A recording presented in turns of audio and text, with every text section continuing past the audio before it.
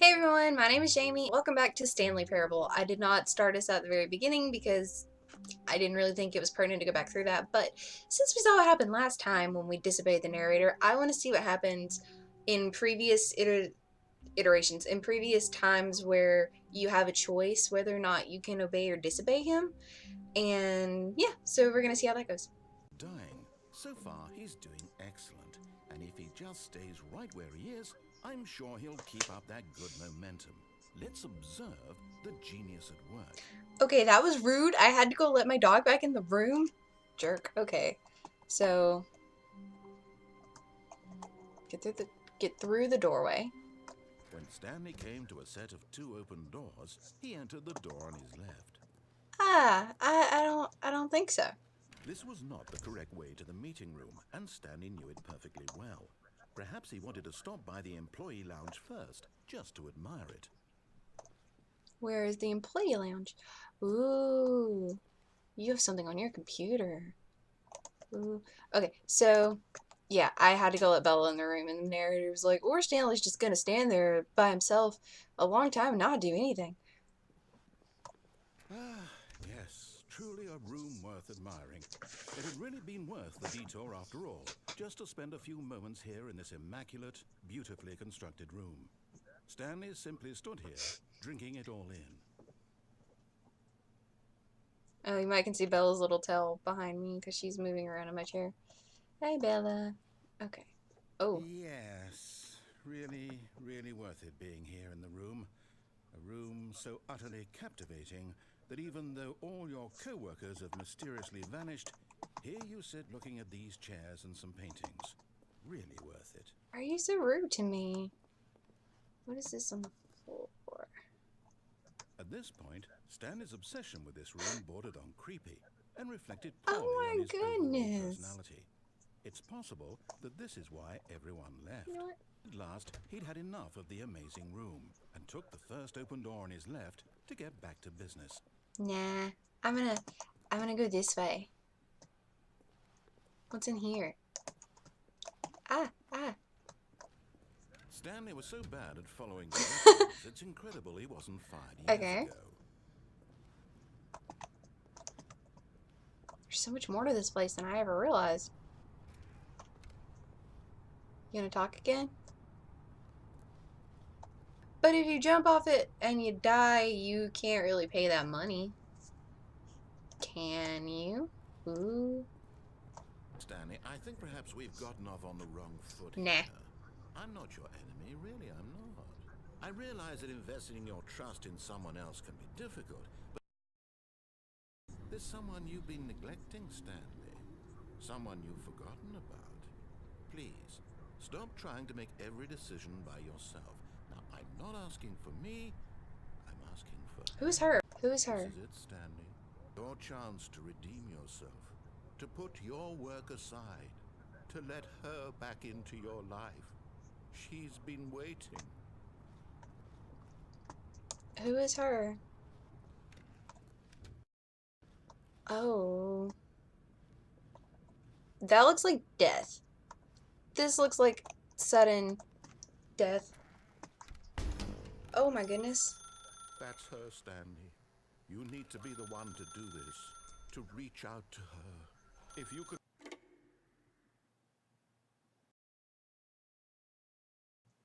Am I gonna be back at the beginning? Oh, Stanley, is that you? Hold on, sweetie. Sorry to keep you waiting. I'm just pulling the bread out of the oven. All right. Okay, there we go. All right, now, I want you to come in and tell me all about your day.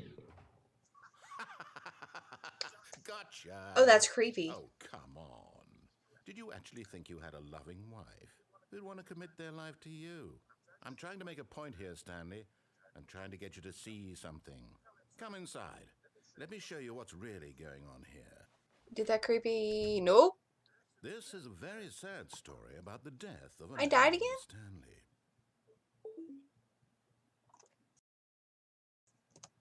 Stanley is quite a boring fellow. He has a job that demands nothing of him, and every button that he pushes is a reminder of the inconsequential nature of his existence. Press 0. Look at him there, pushing buttons, doing exactly what he's told to do. Now he's pushing a button. Now he's eating lunch. Now he's going home. Now he's coming back to work. One might even feel sorry for him, except that he's chosen this life. But in his mind, he can go on fantastic adventures. From behind his desk, Stanley dreamed of wild expeditions into the unknown, fantastic discoveries of new lands. It was wonderful, and each day that he returned to work was a reminder that none of it would ever happen to him. And so he began to fantasize about his own job. First, he imagined that one day while at work, he stepped up from his desk to realize that all of his co-workers, his boss, everyone in the building had suddenly vanished off the face of the earth. The thought excited him terribly. So he went further. He imagined that he came to 2 open doors and that he could go through either. At last, choice. It barely even mattered what lay behind each door. The mere thought that his decisions would mean something was almost too wonderful to behold. As he wandered through this fantasy world, he began to fill it with many possible paths and destinations. Down one path lay an enormous round room with monitors and mind controls. And down another was a yellow line that weaved in many directions. And down another was a game with a baby. And he called it the Stanley Parable. It was such a wonderful fantasy, and so in his head he relived it again, and then again, and again, over and over, wishing beyond hope that it would never end, that he might always feel this free. I started this? Surely there's an answer down some new path, mustn't there be? Perhaps if he played just one more time. But there is no answer. How could there possibly be? In reality, all he's doing is pushing the same buttons he always has. Nothing has changed. The longer he spends here, the more invested he gets. The more he forgets which... I bet the next thing I press is gonna make the... And I'm trying to tell him this. That in this world, he can never be anything but an observer. That as long as he remains here, he's slowly killing himself. But he won't listen to me. He won't stop. Here, watch this. Stanley, the next time the screen asks you to push a button, do not do it.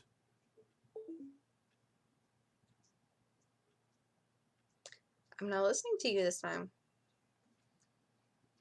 Am I going to have to?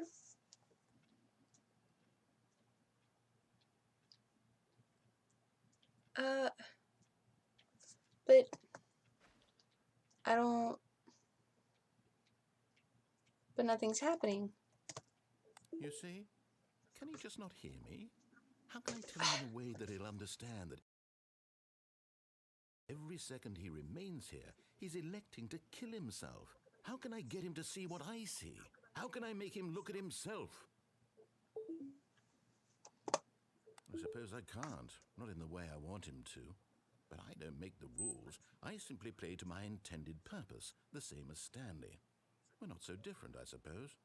I'll try once more to convey all this to him. I'm compelled to. I must. Perhaps, well, maybe this time he'll see. Maybe this time. And I tried again. And Stanley pushed a button. And I Please tried again. die? And Stanley pushed a button. And I...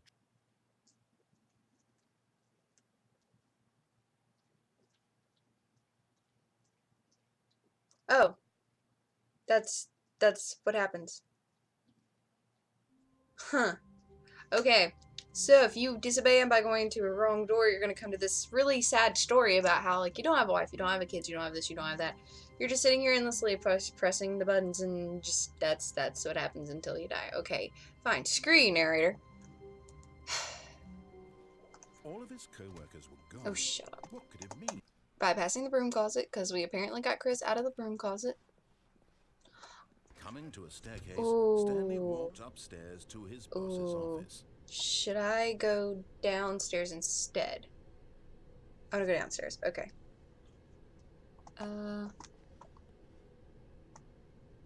He's gonna probably say something about, you don't know up from down, do you? Nope.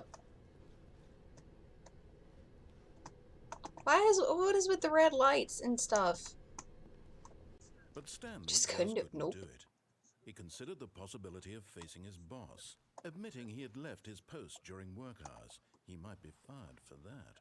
And in such a competitive economy, why had he taken that risk? All because There's a he spilled believed coffee. everyone had vanished.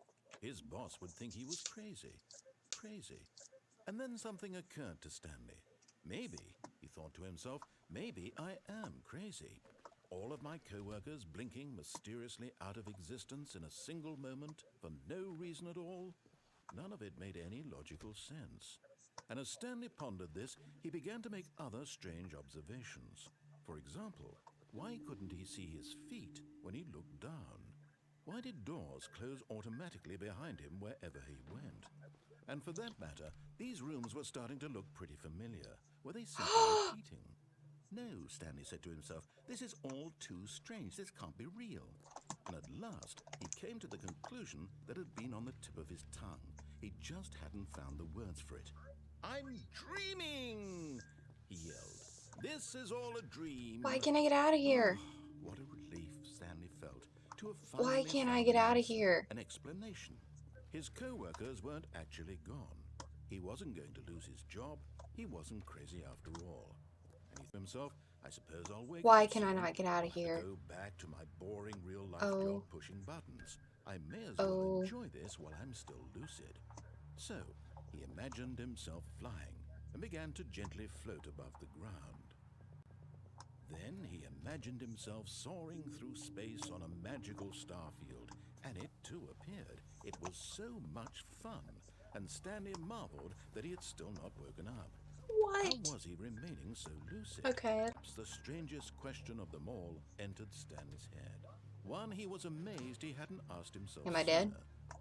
Why is there a voice in my head dictating everything that I'm doing? Okay, we all have voices, like, Now not the like that, voice was but describing itself being considered by Stanley, who found it particularly strange.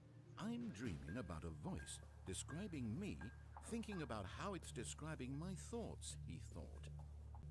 And while he thought it all very odd and wondered if this voice spoke to all people in their dreams, the truth was that, of course, this was not a dream. How could it be?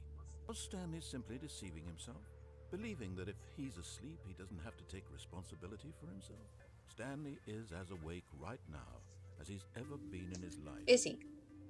Now, hearing the voice speak these words was quite a shock to Stanley. After all, he knew for certain, beyond a doubt, that this was in fact a dream. Did the voice not see him float and make the magical stars just a moment ago? How else would the voice explain all that? This voice was a part of himself too. Surely, if he could just... He would prove it. He would prove that he was in control, that this was a dream. So he closed his eyes gently, and he invited himself to wake up. He felt the cool weight of the blanket on his skin, the press of the mattress on his back, the fresh air of a world outside this one. Let me wake up, he thought to himself. I'm through with this dream. I wish it to be over. Let me go back to my job. Let me continue pushing the buttons. I'm gonna Please. It's wake up all back I in my want. cubicle. I want my apartment and my wife and my But I don't job. have an apartment or a wife. All I I think. want is my life exactly the way it's always been. My life is normal. I am normal. Everything will be fine. I am okay. I've said stuff like that before. Huh, that didn't work. Stanley began screaming. Please, someone, wake me up. My name is Stanley. I have a boss. I have an office. I am real. Please, just someone tell me I am real. I must be real. I must be. Whoa. Can anyone hear my voice? Who am I? Who am I? Whoa. And everything went black. Whoa. What was that? What was that about? This is the story of a woman named Mariella. Mariella woke up on a day like any other. She arose, got dressed, gathered her belongings, and walked to her place of work. But on this particular day, her walk was interrupted by the body of a man who had stumbled through town talking and screaming to himself, and then collapsed dead on the sidewalk. He was obviously crazy. This much she knew. It was comforting to think this, and in a certain way, seeing this man made her feel better. Then she remembered the meeting she had scheduled for that day. The very important people whose impressions of her would affect her career, and by extension, the rest of her life. She had no time for this, so it was only a moment, then she turned and ran.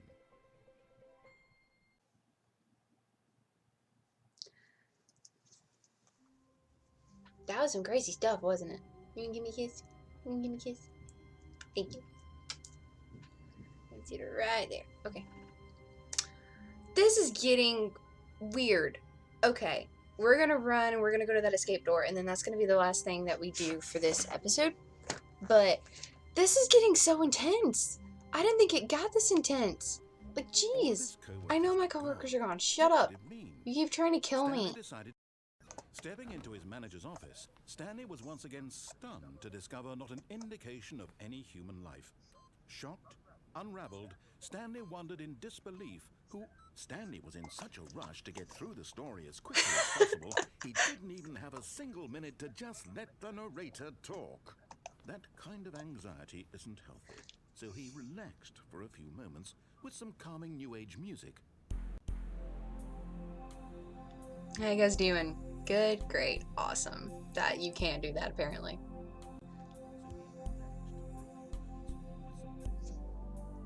Feeling soothed and rejuvenated, Stanley calmly walked forward into the opened passageway. They're like, oh yeah, you want to get through really fast and you think you know everything? Well, nope. I have a new kind of setup. Like, I have my webcam on my computer instead of my lamp, so there's more light now. Yay. And this loading screen's probably going to take forever, so I'm going to have to cut it out. But, yay. New setup. Hopefully it doesn't look crappy. Stirring of emotion in his chest, as though he felt more free to think for himself, to question the nature of his job. Why did he feel this now, when for years it had never occurred to him? This question would not go unanswered for long. I'm actually really surprised I remembered that code, like, dead on. I think it was 2845, unless the narrator was just like, okay, cool, you're gonna try weird numbers for codes? Stanley walked straight ahead through the large door that read Mind Control Facility. Nah, bro. Oh, I really don't want this to be scary.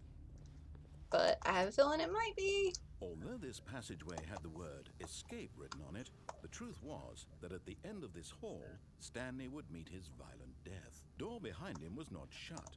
Stanley still had every opportunity to turn around and get back. Oh, this is rather frightening. Is it still open? It's still open. This is kind of frightening. I don't like it. At this point, Stanley was making a conscious, concerted effort to walk forward and willingly confront his death. Oh. Oh. What happened? Did I just fall and die? Is that what happened? Is the loading taking forever again? I think that's what's happening.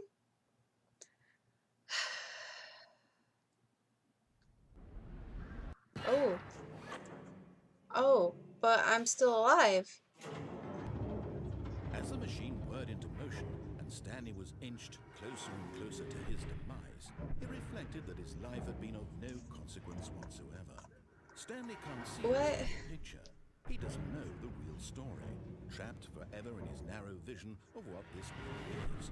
Perhaps his death was of no great loss, like plucking the eyeballs from a blind man. So he resigned and willingly accepted this violent end to his brief and shallow life. Farewell, Stanley.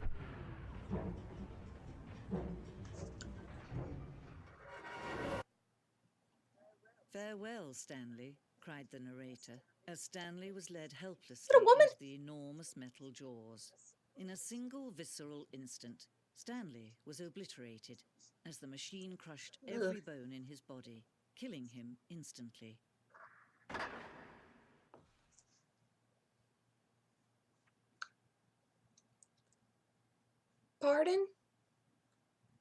Pardon? What just happened? And yet it would be just a few minutes before Stanley would restart the game, back in his office, as alive as ever. What exactly did the narrator think he was going to accomplish? The Stanley Parable. This is crazy. What is this? When every path you can walk has been created for you long in advance, death becomes meaningless, making life the same. Do you see now? Do you see that Stanley was already dead from the moment he hit start? No. Who are you? Where'd the other guy go? The one hell-bent on killing me, but still. I'm at the very beginning of the office? Did I beat the game? What? Okay, guys, I don't really want to look at this any more than I already have now, because I don't want to spoil any more of, like, the ending of the game or whatever, because I still want to try some things. I still want to see what happens if we do turn off the mind control. I still want to see if there are any other paths we can take. And if that's not true, if this is the literal end of the game, I will go back in the next episode if we beat it again, like, if that's all the endings that there are, and we can go and look through. But this has been really awesome. I hope there are more parts to this. I hope that this isn't just the end. So yeah, I guess this episode's gonna end here, because I really don't want to be looking at everything, and, you know, I want to see if there's more. So, yeah. I hope you guys are liking the series so far. I am enjoying it immensely, even though I kind of do this when I think there's going to be a jump scare, because I can't stand jump scares, and I don't like just imminent darkness. Imminent's probably not the right word, but, you know, just darkness, and there's nothing. But yeah, if you guys like it, let me know. If you got comments, concerns, you just want to say hi. If you want to say hi to Bella. If you want to say hi to Bella, she'll say hi back. She doesn't know it, but she's saying hi back. Yay. Yeah, if you're watching it, I really appreciate it, and it means a lot to me. And I hope you're having a fantastic week. I hope you had a fantastic week, and Bella does too. And I hope that everything is going great with your lives, and that all is well. But, as always, excuse me, I will see you all later. Bye!